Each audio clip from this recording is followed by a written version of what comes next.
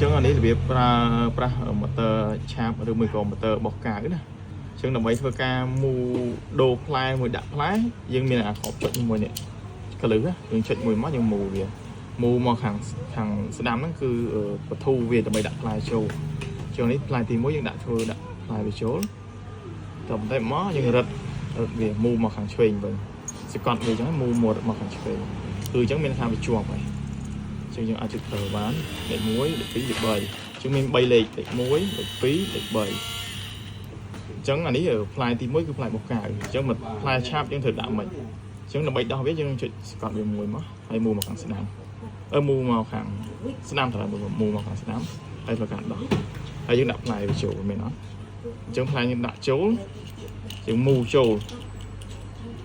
គឺថាជាប់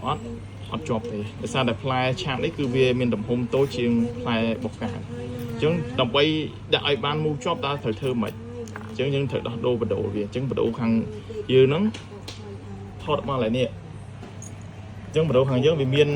6គ្រាប់អាក្រៅហ្នឹងខាងក្រៅក្នុងប្រអប់គឺមាន5អាក្នុងនេះមាន1ទៅ6អញ្ចឹងយើងសង្កត់វាមកចេញដកបដូរចេញអញ្ចឹងដាក់ចូលបដូរដែលត្រូវនឹងផ្លែរបស់វាអញ្ចឹងមានថាបដូរផ្លែនេះគឺមាន6អញ្ចឹងថាគ្រប់ទំហំនៃចុងម៉ូទ័រគ្រប់សាយហ្មងនិយាយមកទៅ6សាយគឺទូចធំគឺដាក់បានទាំងអស់ក្នុងម៉ូទ័រនេះណាគឺ support បានទាំងអស់អញ្ចឹងដាក់ផ្លែវាចូលហើយសុកឲ្យចូលហើយមូវាមកខាងឆ្វេងមកហើយដាក់ផ្លែទូចចូលដាក់វាចូលយ៉ាងមកមូមកខាងឆ្វេងអស់មកហើយតុបមកគឺជាប់ហើយអញ្ចឹងវាជាប់ហើយនេះអត់របូរដូចអាធំទេអញ្ចឹងយើងអាចជ្រើសរើសបដូរដែលយើងត្រូវដាក់ខ្សែទូខ្សែធំហើយរបៀបប្រើវាគឺលេខ1លេខ2ដូចគ្នាលេខ1លេខ2លេខ3អញ្ចឹងរបៀបប្រើប្រាស់គឺប៉ុណ្្នឹងទេហើយនៅក្នុងគ្រឿងនេះគឺមានច្រើនតែយើងត្រូវការចង់ស្វានដែកស្វានឈើស្វានអីខាត់អីគឺមានទាំងអស់ណា